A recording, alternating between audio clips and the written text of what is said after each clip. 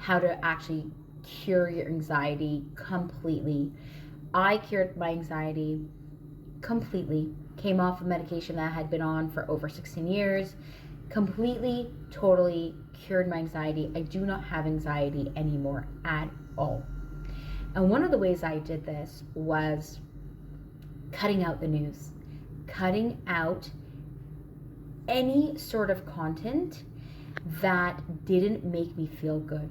Anytime before I would watch something or read something or hear something or listen to something, I would ask myself, is this going to make me feel heavy or is this going to make me feel light? Sometimes I wouldn't know. So then I would just go ahead and do it. And then I would learn, oh, that actually made me feel pretty good. That actually made me feel pretty not good.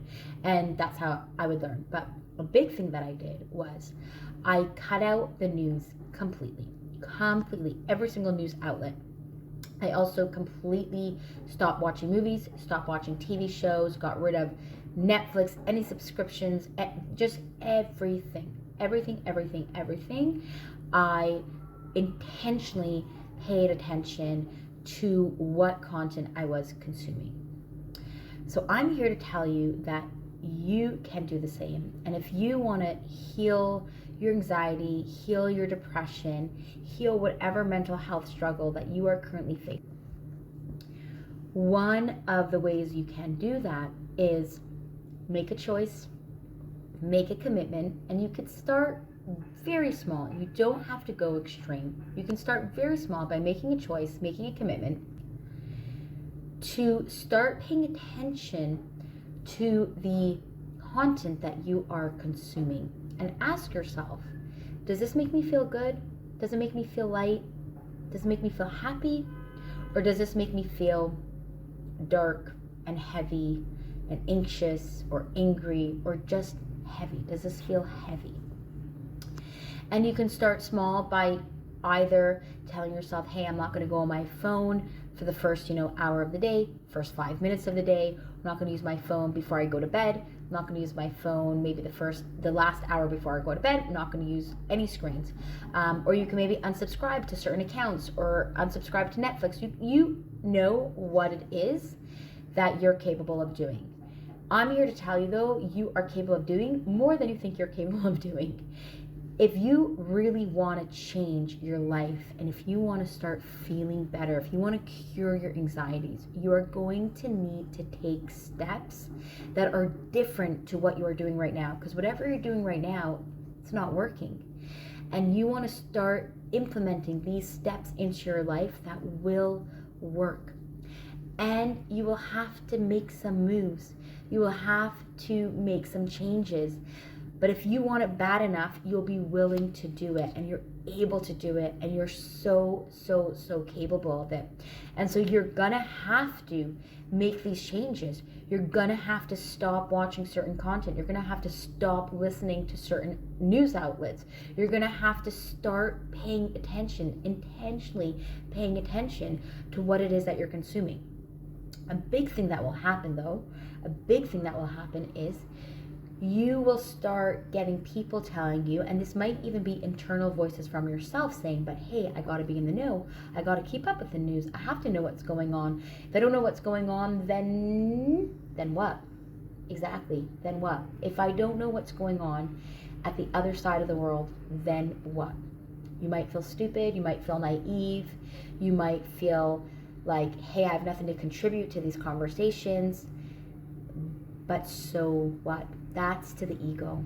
The ego is going to feel so out of place. The ego is going to feel so lost. The ego is going to feel stupid. It might feel naive, but that's not truth. And if you really want to heal yourself, if you are committed and you are dedicated to this journey that you're on, you're going to have to make some moves, and you're going to have to take some actions, and you're going to have to stop listening to certain news outlets. You're going to have to start paying attention to what you consume. And people might tell you, hey, but you got to really know what's going on, and you're living in some sort of bubble. Where I've gotten this many times where people have said, I don't get it, but then you don't know what's going on in the world. And then like how do you get by? How you don't know what's going on, and you're living, you come on, I mean, you got to live in the real world. You got to live in this, you're living in this real world, so you got to know. No. And to get all philosophical on you, we're actually not living in the real world. This world is an illusion. This world is an illusion. And what you pay attention to, you create more of. And we are beings of vibration, of energy. What you pay attention to, you will create more of. And what you consume will create a feeling within you, within your body, and you will exist on that level of feeling for that day, for that month, for that year, whatever. How you feel is how you show up to the world, and that is what you will attract into your life. So people tell me this all the time, like, yeah, but you gotta be practical and live in this real world. We're living in this real world. And I'm like, I ain't living in your real world. I'm not living in this real world. I'm living in the truth. I'm living in Hashem's world. I'm living in God's world. And I'm living in a world where I believe and I know so strongly that what I pay attention to, I create more of. That's real to me. That's the real world. And that's the real world for you. What you pay attention to, you will create more of in your life. So if you are consuming content that is dark, that is evil, that is negative, you will create more of that in your life. So what if you don't know what's going on in China? Big whoop. So what if you don't know what's going on in America? Big whoop. That's not the real world. It's the real world to some people because they make it the real world. But if you're on a healing journey, if you're on a spiritual journey, if you're on a personal development journey, you know what I'm talking about.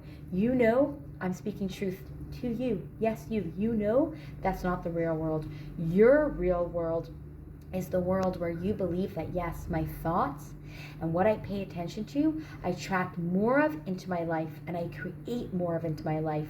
And you want to create more happiness, more positivity, more happy, loving memories, experiences in your life. And when you pay attention to those kind of things, you will create more of that.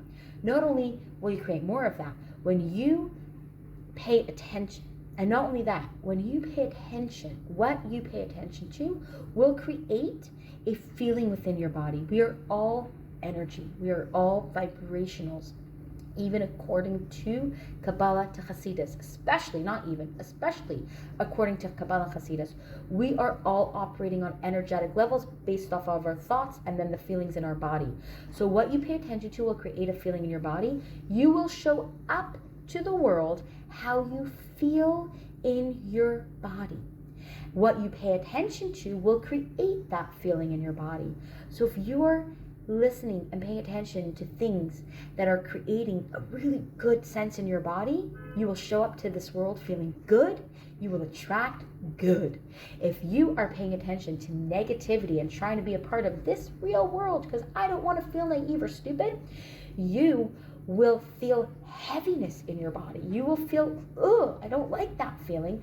And you will attract more of that, I don't like that feeling in your world.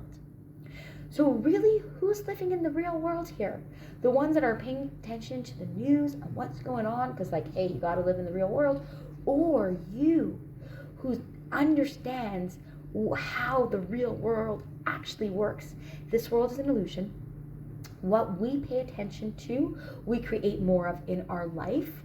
How we show up and how we feel in our body, we will attract experiences to match that level.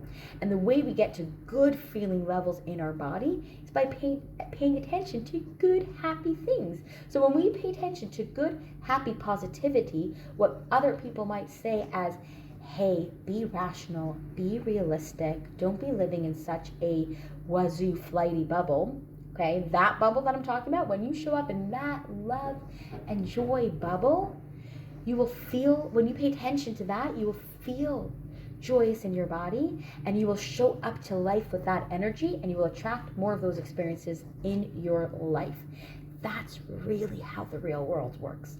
That's how the real world works. And if you're listening to this and you're on the spiritual self-help journey, you understand that. So, coming back, if you are on a healing journey, spiritual help, self-help journey, understand that yes, it can be work and it can be challenging, but you have what it takes to overcome what you're going through, and you are going to have to sacrifice to the ego. It's going to be ego sacrifices for the ego, where you're going to have to let go of certain news outlets, you're going to have to stop consuming certain content. But you get to ask yourself, what do you truly want? Do you truly want to be living the best life? Do you want to heal from your anxieties, from your depressions, from your mental health state that you're in? Do you want to start feeling good, feeling excited by life, feeling healthy, feeling alive, feeling energized? Do you want to start feeling that way?